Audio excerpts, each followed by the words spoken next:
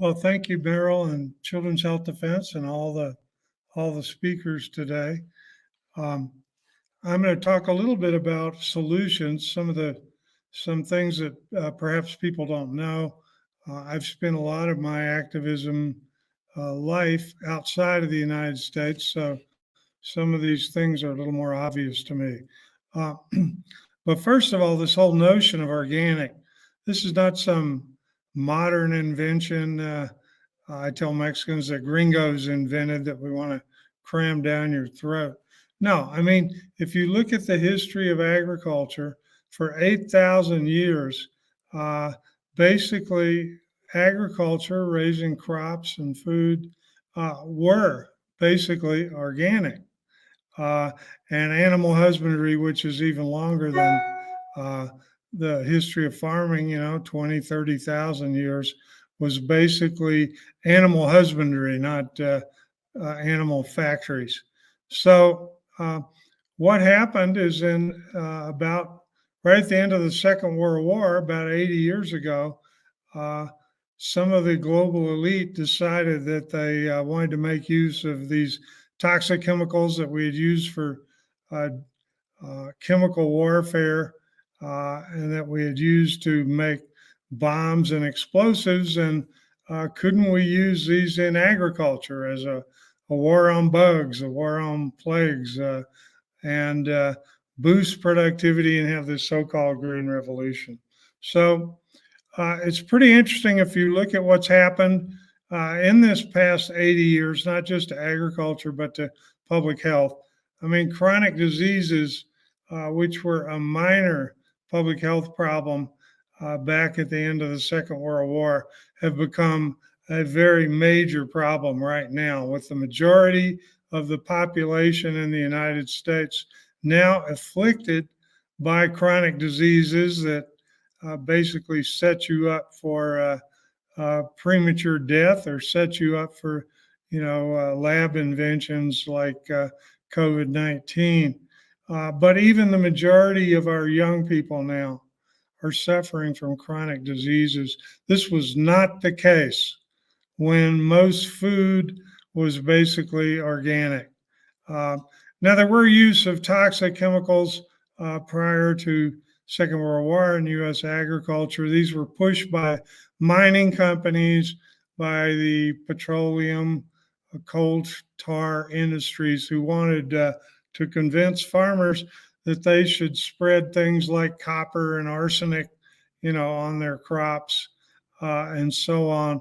Uh, but it's interesting that this previous chemical assault, well documented by Will Allen in his book, The War on Bugs, this was led by professors from elite universities and wealthy people. It never really caught on with the rank and file farmers.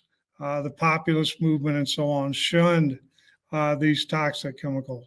So, uh, agriculture used to be just about all organic, uh, and but the use of synthetic fertilizers, toxic pesticides, and then starting 30 years ago, GMO seeds, uh, and now increasing amounts of antibiotics and genetically engineered vaccines and everything. Uh, it's hard to remember that. Okay, but let's look at the world today. There are approximately 575 million farms in the world. Most of these farms are small. The farmer family has about 5 acres. So essentially 475 million of the world's farmers right now are small farmers. Uh, and most of them, a lot of them don't have access to toxic chemicals, GMO seeds, and so on. But as the groups Grain and ETC Group have pointed out, which agribusiness never wants to admit, 70% of the world's food is produced by these small farmers. And if you look even closer at the number of these small farmers, a good 10 or 15% of them are not using chemical fertilizers or toxic pesticides or GMO seeds. In other words, they're farming uh, just about organically, and in some cases organically and regeneratively, but they're not certified. Of the world's 575 million farms, only about 4 million are officially certified as organic. Uh, but if you look at a poll that was taken in the United States a number of years ago, 75% of the farmers in the United States who are farming de facto organically, and in some cases regeneratively as well, 75% of farmers choose not to get certified organic uh, due to costs, due to the bureaucratic red tape involved, due to their feelings about the USDA and the government, or the fact that most of the farmers farming organically uh, have established local markets for their products, local or regional, and in a lot of cases it doesn't matter as long as it's organic. In reality, whether it's certified or not. So, if you look at the world's 475 small farmers, uh, it's just less than 1% of them are certified organic right now.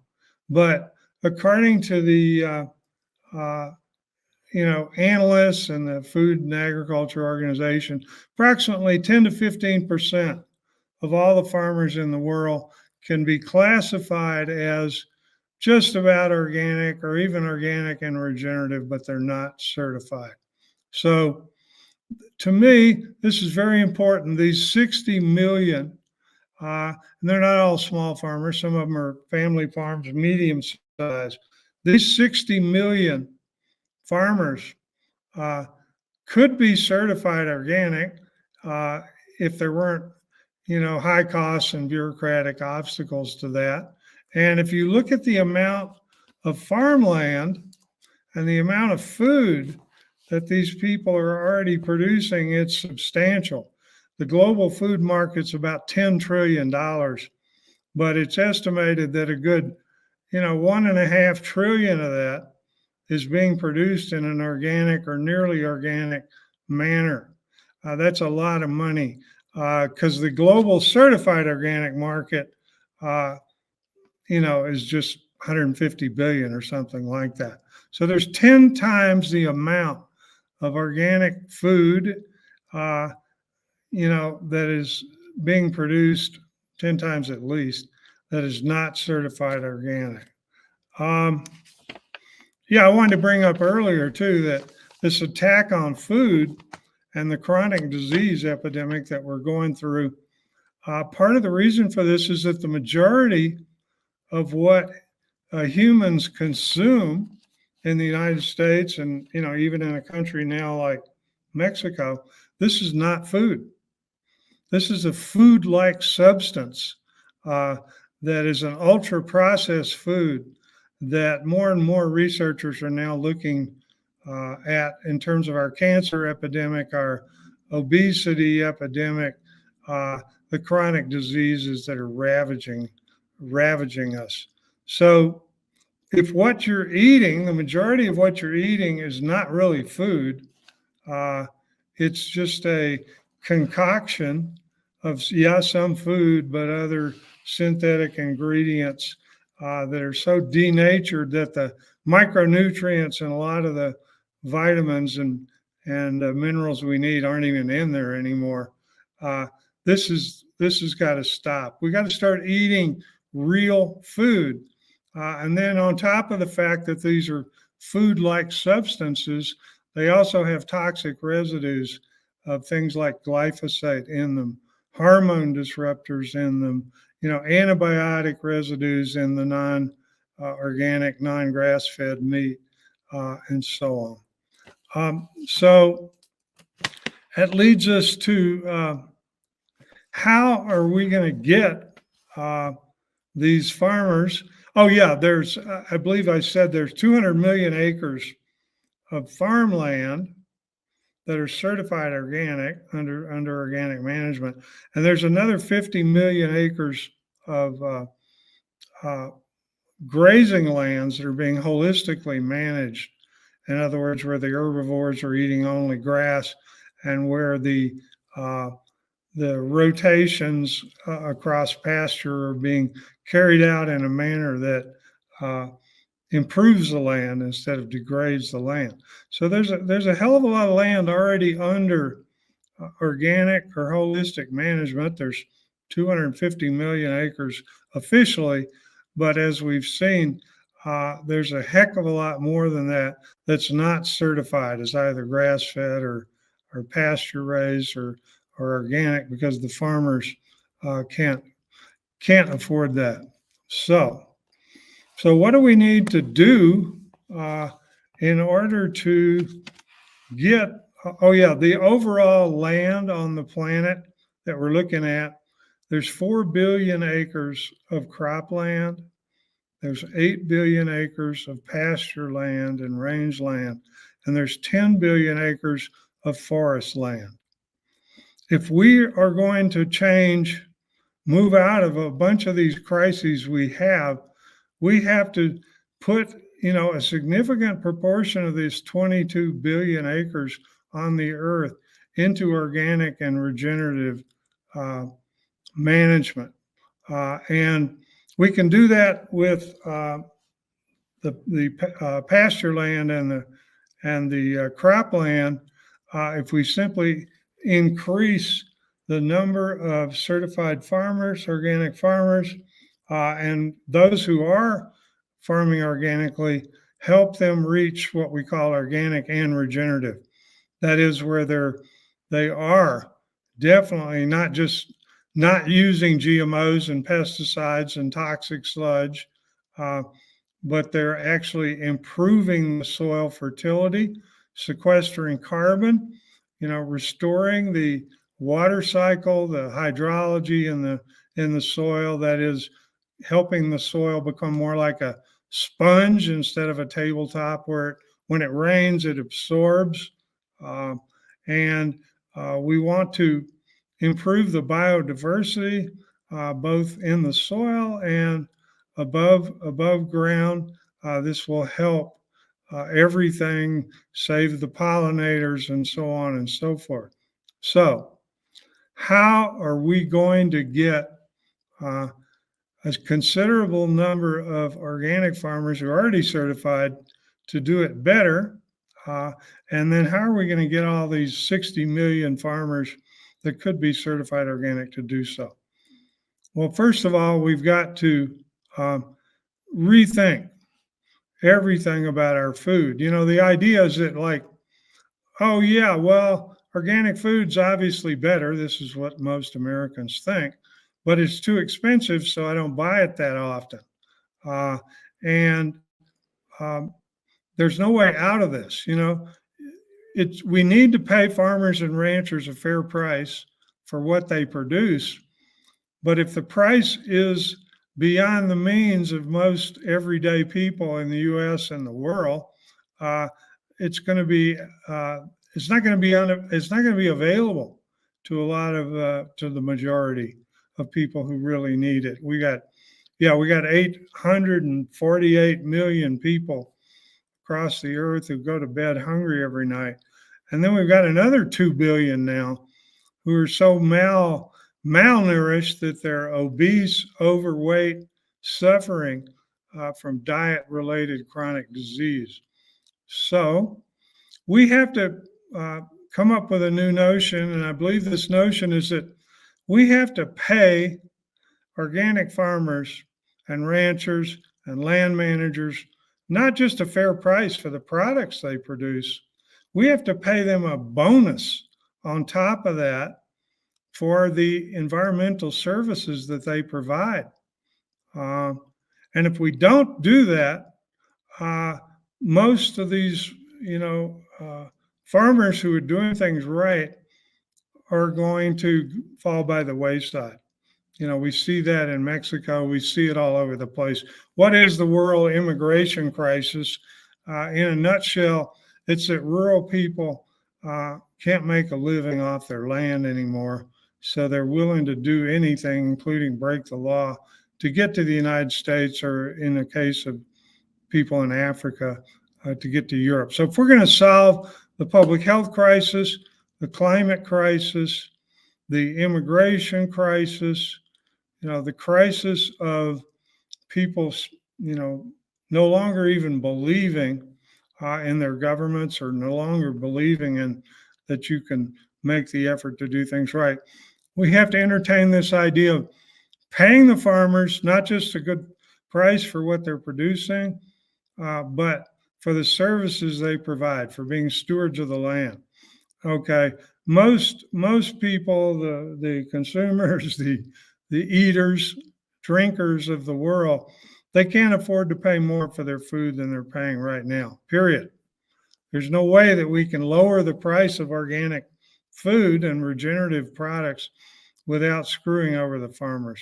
So who's going to pay for this? Well, yeah, some consumers can afford to pay more, but that's a small proportion who can afford to. Well, governments, in theory, governments can start to change. Governments right now are putting $700 billion a year into subsidizing chemical intensive agriculture, GMOs, factory farms, what we call degenerate food and farming. If we don't stop our governments from subsidizing bad farming and bad land use practices, it's going to be very difficult to go forward. So we need to move a large portion of these subsidies to help these small and family farms that are doing things right, maybe not exactly right now, but are willing to do them right. But better, easier said than done. Look at the United States, where really the Republican and Democratic parties always cater to corporate agribusiness, the chemical industries, the GMOs. I mean, now the gene engineers who are the vaccine profiteers. And, we can't just totally depend on, well, we're going to turn governments around. This notion of make the polluter pay, this is not a utopian idea. Corporations now are being forced into doing their greenwashing better, you might say. They have to file these ESG, environmental social governance reports as part of their financial reporting now, or most of them are in that position. And it's all a bunch of greenwashing. The carbon credits, carbon offsets, carbon trading. This is all just greenwashing. It's coming out more and more in the independent media. This is obviously not the way to go. On the other hand, some of these corporations are starting to be sued in lawsuits for filing fraudulent ESG claims on things like carbon credits, carbon offsets, and so on and so forth. So they're getting a little bit worried about this, and I believe we need to approach them the same way. One thing OCA does, we get a significant part of our income from suing corporations for fraud, labeling fraud, and marketing fraud. And we usually always win. We win these out-of-court settlements where they have to change their labeling and their marketing, and they have to pay up to education funds for public interest organizations. Well, I think we've won every case for the last 5 years because we don't pick on corporations unless they are committing fraud. And but when you do catch them and you do find the jurisdictions where you can sue them, they always pay up because they think it's going to be more disaster to their bottom line not to pay up and so on. So I don't want to argue that the corporations in the world that control $125 trillion in financial assets are going to turn over a new leaf.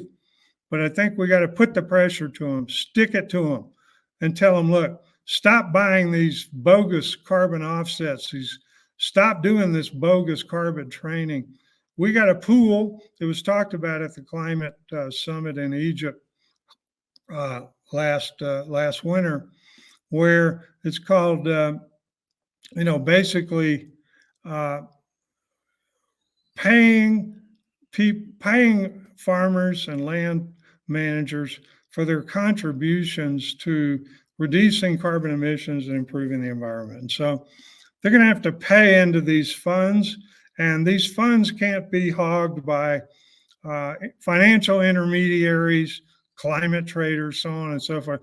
We're talking about funds where if you're paying up $100 million, $90 million have got to go to the producers on the ground and the landholders, not to the intermediaries. So I really believe that we have a chance to tap into the blood money of the polluters. I do think we have a chance, even though the governments of the world so radically misbehaved and became fascist during the COVID situation, that we got to hammer them, and get some money out of governments, get some money out of the polluters, get some money from, not 100% of the wealthy in the world. They're not all bad people. Some of them would like to invest in a healthier, environmentally friendly, climate friendly, economically equitable system of food and farming and land use. We got to find those people, get them to make the right investments.